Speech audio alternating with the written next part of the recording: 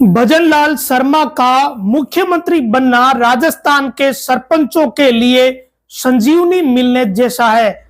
ये बात मैं इसलिए कह रहा हूं क्योंकि भजनलाल शर्मा के सीएम बनने से लेकर अब तक जब सरपंचों का सम्मेलन हुआ, ऐसे कई मौके आए हैं जब सरपंचों की मांगों को पूरा किया गया और सरपंचों की बात रखी गई है।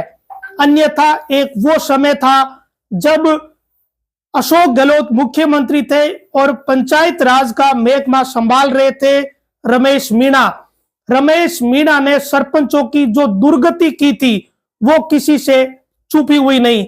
यहां तक कि सरपंचों को एक बड़ा आंदोलन भी खड़ा करना पड़ा था। उसके बाद भी रमेश मीणा जिद पकड़कर बैठे थे और सरपंचों को भुगतान नहीं किया था। सरपंचों का बकाया भुगतान तब हुआ था जब राजस्थान में भजनलाल शर्मा मुख्यमंत्री की कुर्सी पर बैठे और उसके कुछ ही समय के भीतर पहला भुगतान हो गया था। और जो सिस्टम था, सरपंचों को भूख हड़ताल करनी पड़ी, सरपंचों को बार बार जांचें करवानी पड़ी। एक एक ग्राम पंचायत की 8-8 बार जांच हुई थी और आखिर में भुगतान भी हुआ। तो ये परिस्थितियां एक कुछ समय थी और एक परिस्थिति अब है जब सरपंचों को कार्यकाल पूरा होने के बाद प्रशासक लगा दिया। अपने आप में सरपंचों के लिए ये बहुत बड़ी बात है। सरकार चाहती तो सरकार के पास अच्छा भला विकल्प था, सरकार ग्राम सेवकों को प्रशासक लगा सकती थी। लेकिन राजस्थान की सरकार ने, भजनलाल शर्मा की सरकार ने यह तय किया कि ग्रामीण क्षेत्र के जनप्रतिनिधियों को मौका दिया जाएगा और सरपंचों को प्रशासक बनाया। इसी कारण आज सरपंच जयपुर गए, मुख्यमंत्री भजनलाल शर्मा का धन्यवाद दिया। लेकिन इसके साथ ही कुछ पुरानी बातें भी सरपंचों के लिए ताजा हो गई। वो सारी बातें ताजा हुई जब पिछले राज में सरपंच इस चीज को झेल रहे थे, जब एक एक ग्राम पंचायत की कई बार जांचें करवाई। विशेषकर नागौर जैसा जिला, नागौर जिले को रमेश मीणा ने इतना टारगेट पर लिया था कि पूछिए मत।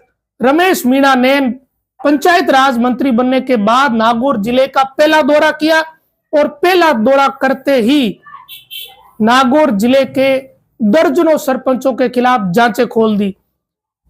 जिला परिषद में मीटिंग ली, उसके बाद मुंडवा क्षेत्र की कुछ पंचायतों के निरीक्षण किए और उसके बाद जो हालत पैदा करी वो बहुत ही अप्रत्याशित थी। इसके बारे में किसी भी सरपंच ने सोचा भी नहीं। जांचें हुई, भुगतान नहीं हुआ, फिर जांचें हुई, फिर भुगतान नहीं हुआ। 8-8 बार जांचें करवाई गई। यहां तक कि करौली से अधिकारी जांच करने के लिए आए। इतना कुछ होने के बाद भी जब रमेश मीणा सरपंचों को डिगा नहीं सके, समय निकल गया, राज भी चला गया और राज गया, नया राज आया तो फिर उन सरपंचों के भुगतान भी हो गए। इस बीच सरपंचों को भूख हड़ताल करनी पड़ी, आंदोलन करना पड़ा, जाने क्या क्या करना पड़ा। वो सारी पीड़ा सरपंच अच्छे से जानते ही होंगे। यहां तक कि कांग्रेस के नेताओं ने भी अनशन तुड़वाए थे, कांग्रेस के नेताओं की भी रमेश मीणा ने नहीं मानी। इतना कुछ झेलने वाले सरपंच इस कार्यकाल में जाहिर तौर पर खुश होंगे ही जब सरपंचों ने अपने कराए गए काम के पैसे लेने के लिए उन्हें भूख हड़ताल करनी पड़ी। वो सरपंच इस राज में क्यों खुश नहीं होंगे? क्योंकि अब तो उन्हें प्रशासक भी लगा दिया है और जब चुनाव आएगा तब तक वही गांव में प्रतिनिधि है और जो भी काम होगा वो उनके अधीन ही होगा। आज मुख्यमंत्री ने कह दिया कि आपको चिंता करने की जरूरत नहीं।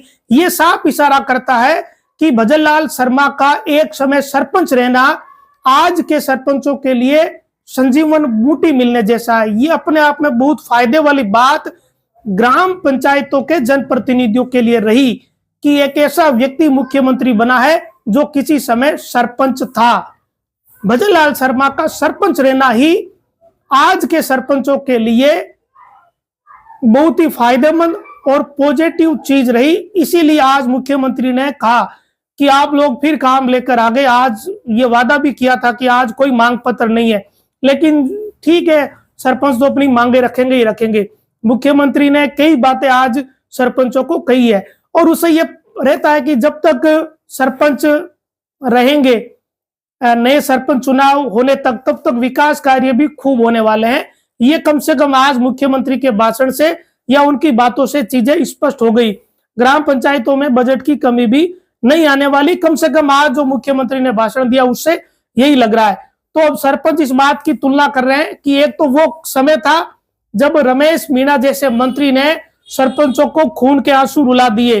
नागौर जिले में मुंडवा की सभी ग्राम पंचायतें, खिमसर की 1 दर्जन के आसपास ग्राम पंचायतें, डीडवना व मोलासर की अनेकों ग्राम पंचायतें, ये ऐसी ग्राम पंचायतें रही जिनका बकाया भुगतान पूरी तरीके से रोक दिया।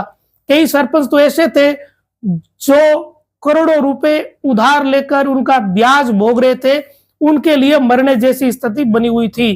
अगर भुगतान नहीं होता तो उन पर इतना ब्याज चढ़ जाता कि उतना तो भुगतान ही नहीं आता। लेकिन खैर वो समय उन सरपंचों का निकल गया।